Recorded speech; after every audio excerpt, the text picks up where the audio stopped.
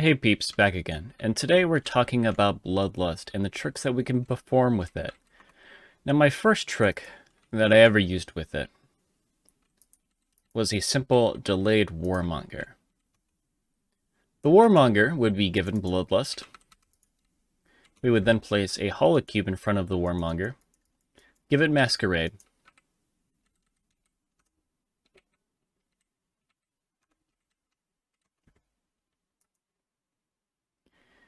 and then place, instead of using some kind of secret hollow cube again, we're going to give it a corrosive cube, and we'll give it opaque.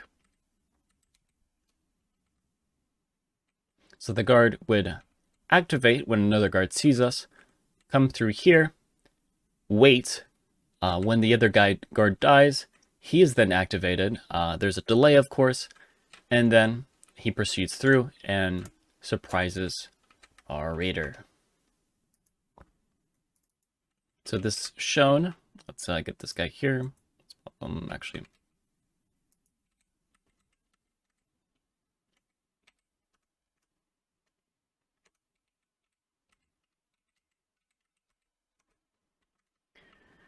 All right.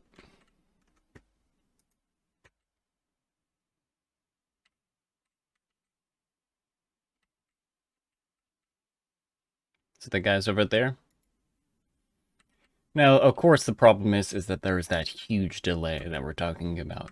He will originally return to his original pathing, but of course we haven't set him up yet for his pathing, so he's gonna wait there for a while. So this was the original design. The problem, as you may see, is that that delay between entering his original pathing is going to be excessively long. So my updated version of it would, of course, take issue with the scaling problem. If we're dealing with multiple warmongers, we're going to have to see an excess scaling. So we could add this warmonger. However, they would pop up, they would get into here, and then they would go over, and that's too long. So then my updated form of it would be only one of them has Bloodlust. They would enter here, become delayed, and then after they stop being delayed, this one would path into the corrosive cube, and then die, explode, allowing all of these other guards to come through. However, even then, of course, I didn't like that, because it was too slow. So then my final form was that we do the reverse. We have a guard. I like using the triangles, but you could just do a flat surface. We place a corrosive cube here. We'll grab a warmonger. We create a hollow cube with Masquerade. We give this guy Bloodlust and Dead Man Switch.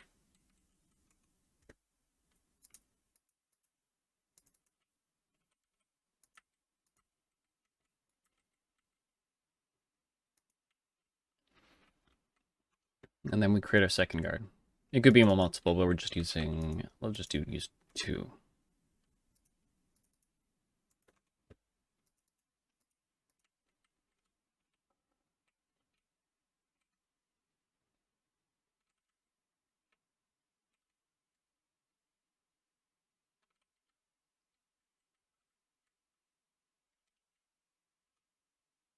Then we have the trigger.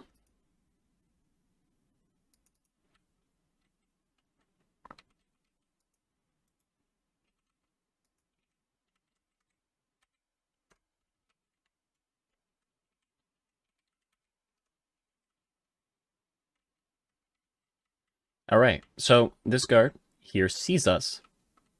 He then tells this guard over here to come forward and try to attack me. He'll try to get as close as possible. Therefore, when he gets close as possible, he's going to enter this corrosive cube and die. When he dies, he's going to explode, triggering this hollow cube, allowing these two guards to path forward and then attack me. So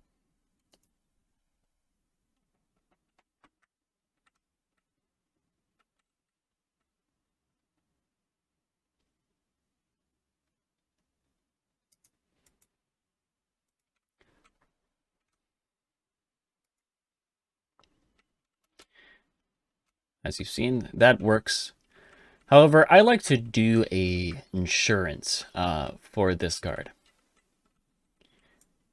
This guard works in a little bit different way than you think it does. So let's say we give the guard here. He's going to be able to see us, and then we're going to create this location here, the little petting zoo for our warmonger with Bloodlust.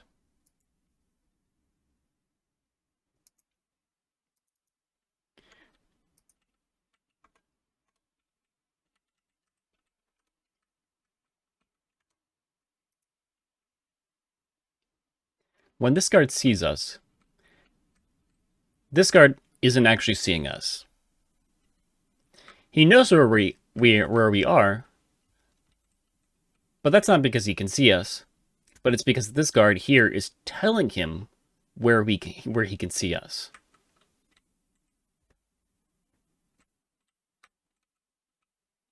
So when we kill this guard, he'll still believe that we're in this location, and he'll try to get to it continuously until he delays back to his original position. So when we go over here, he's not going to target us.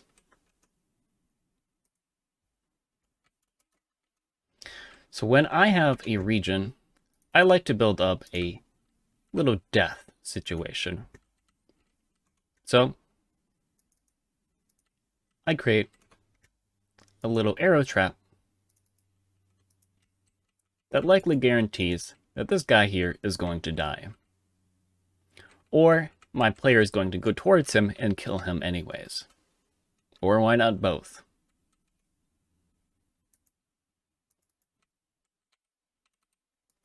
So then, when we have this set up, we don't have to fret about this guard causing confusion towards this guard over here. He's going to die. This guard's still going to follow that location.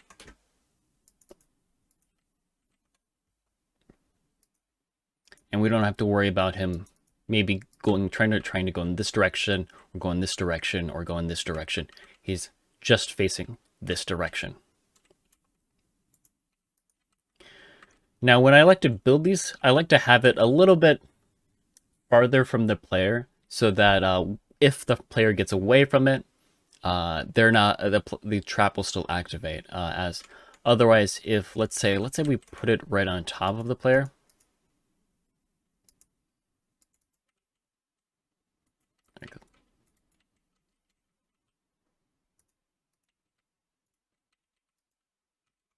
you'll have this problem.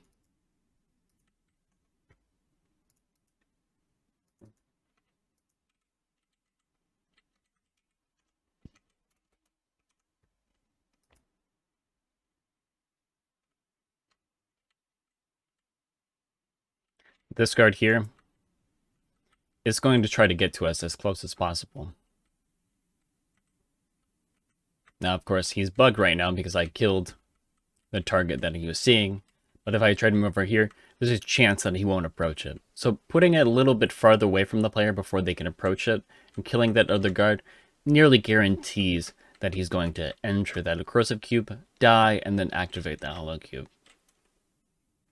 For the best explanation of how this works, we should probably use a test subject. Here we have Mint Bacon being our current test subject. He's about to see the guard, and the guard's about to see him, instantly triggering our little trick. So he sees him. Let's go back into our little camera mode. And what is it? Right behind him was a corrosive wall, where we hide our little corrosive hideout.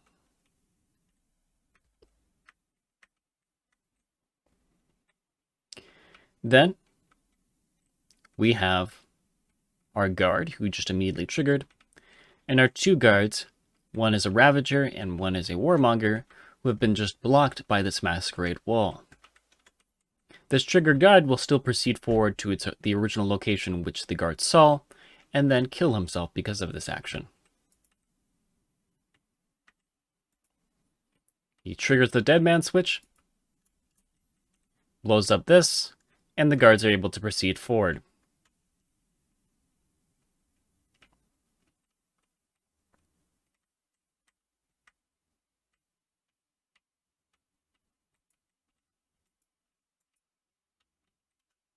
Surprising Macon completely.